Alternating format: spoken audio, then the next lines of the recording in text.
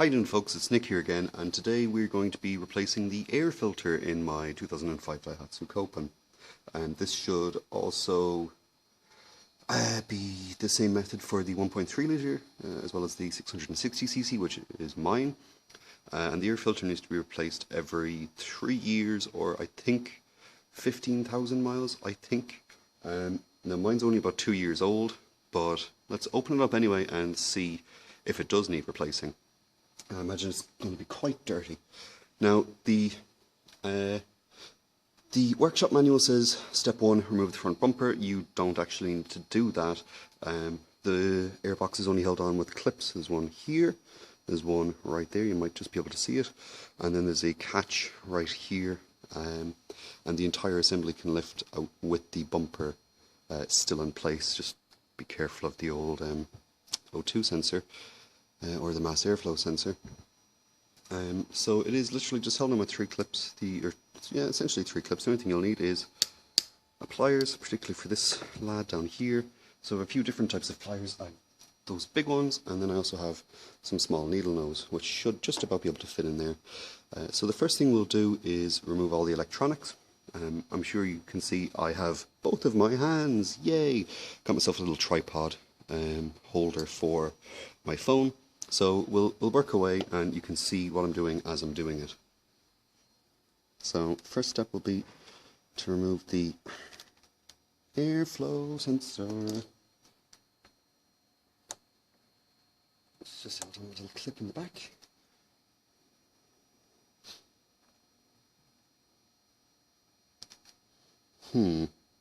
That's quite stubborn to get out, so we'll leave that for a minute.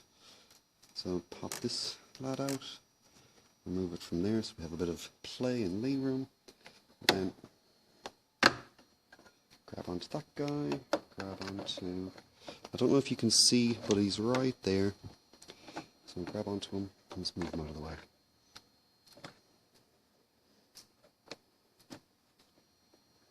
Now that one is quite stubborn, so you will need long needle nose pliers to be able to get him back in.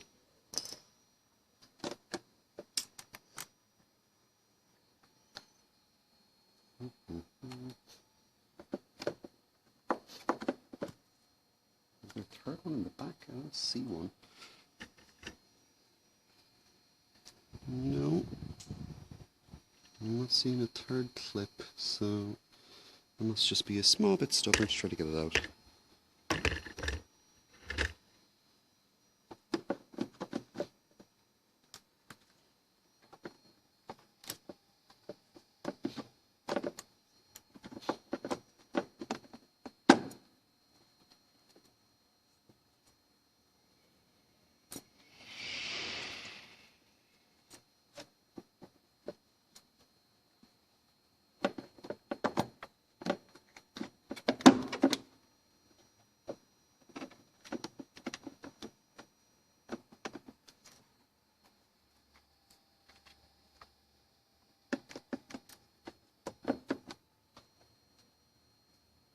Feels like it's catching against something in the back, but I've taken a look and I can't see a third clip. So I wonder what it's hitting against. Is there a third clip? I'm not seeing any. No. Maybe just a bit more manhandling will do it.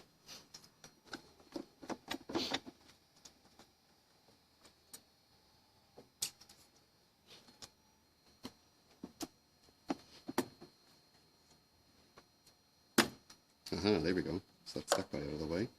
So that gives us a bit more breathing room. Let's tuck it in right there.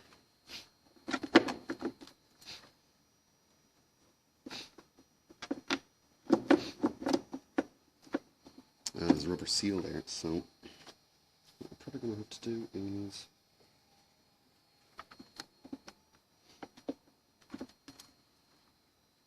get this hose off.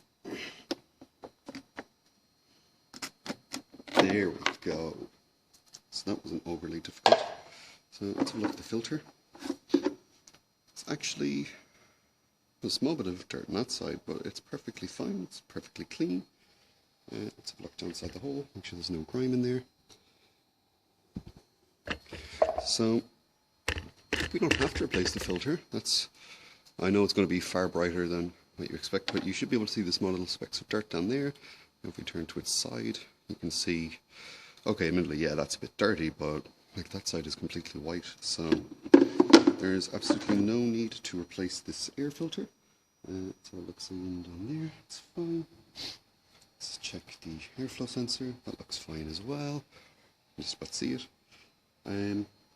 So now it's just time to go and recombobulate. So let's try and get this back in. So I was quite surprised that the owner's manual or the workshop manual stated that you must take off the front bumper when obviously you don't. I imagine maybe it does make life easier for you, but there's absolutely no need to do so.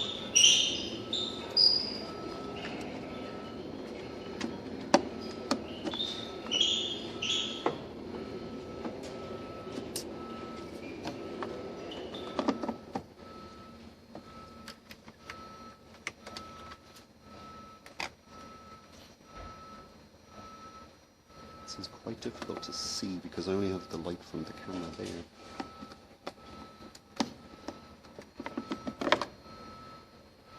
This thing would like to fit back on, that would be sweet.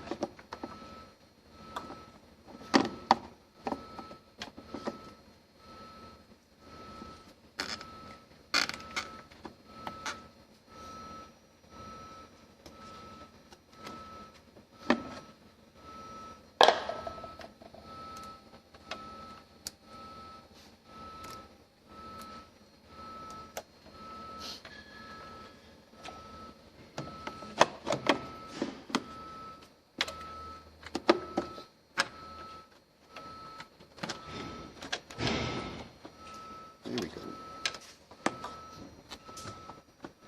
Seems that's fairly secure. Clip that guy in. Close up the small bit, if it will let me.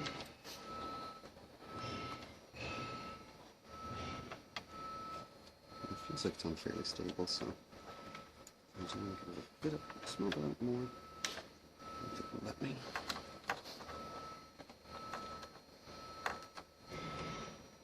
Pretty much everything in this car requires you to have very, very small fingers.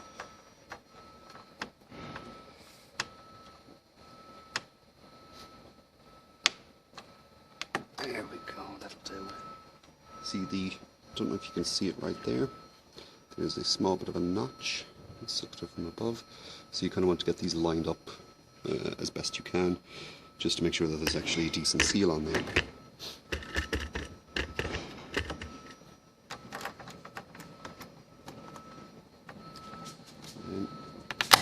Clamp her down, get your needle nose, and go after this little fucker in here. Which, considering I'm throwing a shadow, is a bit more difficult than you'd expect. There we go, click means in. Then reattach the MAF sensor, and then that's it done. That's how you change your air filter. So I didn't need to change mine at all, which isn't surprising. I've only had the car for 2 years. That air filter in here is 2 years old, and I've done a grand total of 4,000 miles as opposed to 15,000.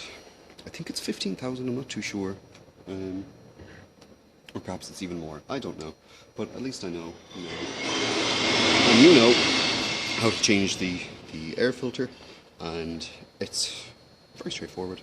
You can easily get air filters for not too expensive off of like some Mixed Garage or Euro Car Parts or somewhere like that. The Blueprint ones seem to be rather expensive, so I would probably go with the cheaper options instead. So that's it. As always, it's been a pleasure, and I will hope to see you again soon. Bye.